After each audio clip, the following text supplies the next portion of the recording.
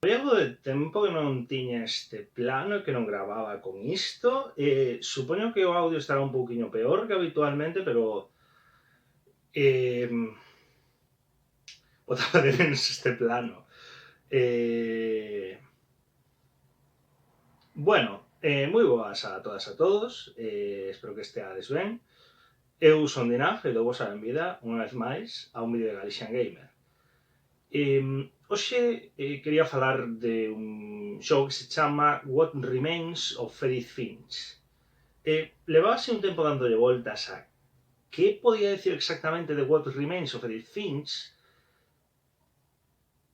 e creo que por fin atopei algo que para min merece a pena dicir, algo que fala do que é a obra e do que é de algo que conecta comigo. Pero bueno, empezamos un pouco. De que vai? Como comeza, que historia nos presenta What Remains of Edith Finch? Pois o que nos presenta, basicamente, é a historia de Edith.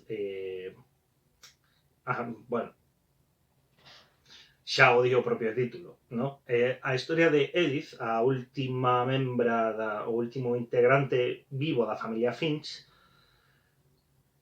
que, pois, tras anos de ausencia, volve ao fogar ancestral da familia Finch, a casa tradicional da súa familia, na que viviron as anteriores xeracións, e coa intención de reencontrarse coa historia familiar, co seu pasado e coa historia, pois, dos seus antepasados.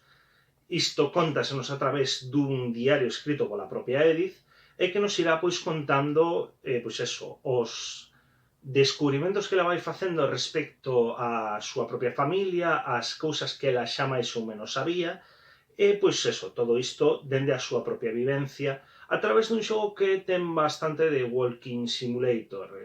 Fundamentalmente, durante a maior parte do xogo imos camiñar a través da casa dos Finch, interactuaremos cos obxectos que aparezan, e, pois, cada vez que nos atopemos coa historia dun familiar, a xogabilidade cambiará e a presentación da acción cambiará lixeiramente para adaptarse un pouco á propia peculiaridade que teña a historia de cada membro da familia.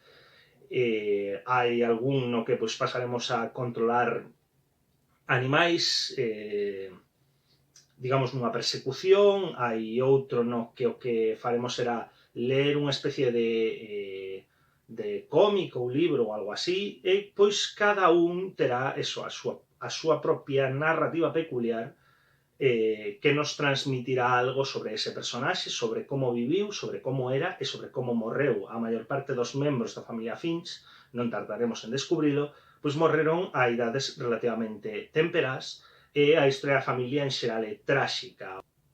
Basicamente esa é a experiencia estándar, cada personaxe ten a súa historia que contar, pero entrar en detalles destas historias podría ser considerado spoiler. É unha historia relativamente curtiña, relativamente fácil de xogar, non require grandes habilidades o teclado ou o mando, polo tanto, pois é unha experiencia que eu penso que case calquera pode disfrutar. Hai partes que igual son un pouco truculentas, según para que públicos, pero non é algo que se recree especialmente, digamos, nunha representación gráfica, senón que o acontecemento que está relatando pois é tráxico ou é truculento. Agora, isto non deixa de ser a parte obxectiva do asunto.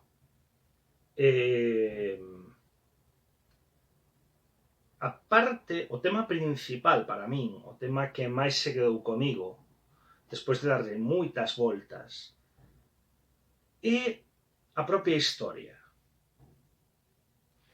É o propio, máis que a propia historia, o propio relato, a propia forma de relatar a historia. Cada membro da familia ten, pois, unha historia que lle corresponde. Ten uns acontecementos que viviu, pero ademais ten unha forma de relatar eses acontecementos. Non sempre o narrador é o mesmo, hai narradores que pois, son os propios membros da familia, hai outros narradores que é xente que tiña relación con eles, ou é outro membro da familia que che pasa esa historia, pero ao final cada relato pois está un pouco supeditado á propia vivencia que tivo cada membro da familia ou tivo, pois eso, quen o coñeceron. E iso a min lémbrame moito, eso conecta moito comigo, a miña propia historia familiar e coa miña propia familia, con pensar como contan os contos ou como contaban os contos cada membro da miña familia, como contaban cada un dos meus avós, como contan meus pais cada unha das historias pois, que lles corresponden, que viviron, que lles foron transmitidas, e como as conto eu. E iso conecta moito con como Ellis nos transmite as historias. Se dice a principal narradora do xogo e é a herdeira, é a testemuña da historia familiar. Hai unha serie de historias que están máis fora dela, que son as dos membros máis alonxados da súa familia, os seus tíos avós, e así, pois os seus tíos avós, os seus bisavós, os seus tataravós, sobre todo os que non coñeceu, están moi lonxe dela e, polo tanto, pois, a forma na que transmite as historias de cada un deles, pois é moito limítase moito máis a transmitir simplemente a historia que lle foi contada. E inda que haxa elementos que para ela, e seguramente para nós, sexan un pouco máis fantásticos, ela non pode senón simplemente transmitir esa historia, porque foi a historia que lle foi legada e é, pois, a que forma parte do relato da familia. Nas súas propias palabras, non che podo asegurar que foi o que pasou de verdade, pero podo che asegurar que o que che estou contando era real, era verdade para a xente que o viviu.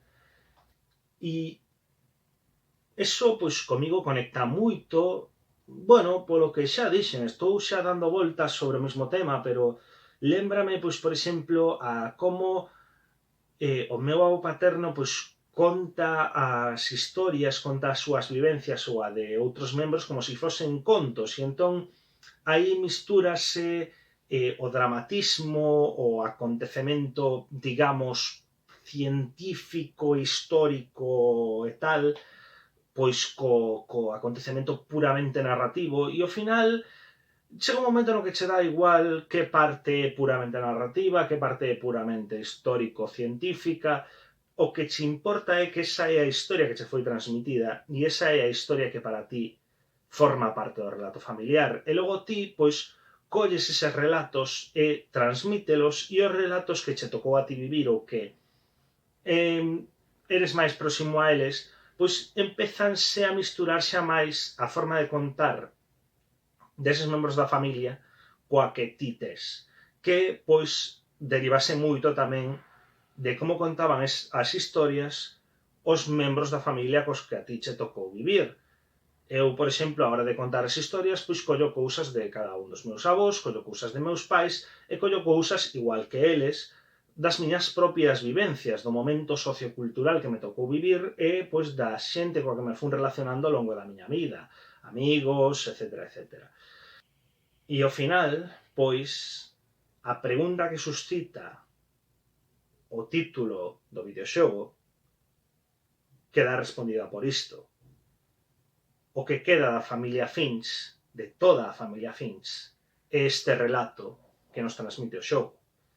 E eu creo que esa é a experiencia que vos podo recomendar. Cada un, pois, a xente que xogase o xogo, supoño que terá outras cousas que dicir que non sexan a que dixen eu, quen queira compartir a súa vivencia e experiencia que recomendarían, pois invito vos a deixar a vosa experiencia na caixa de comentarios, pero a miña experiencia, pois, foi esta.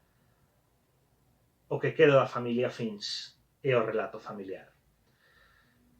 Graciñas a todas e a todos por chegar hasta aquí, agardo que vos gustase o vídeo, e vémonos no próximo mes.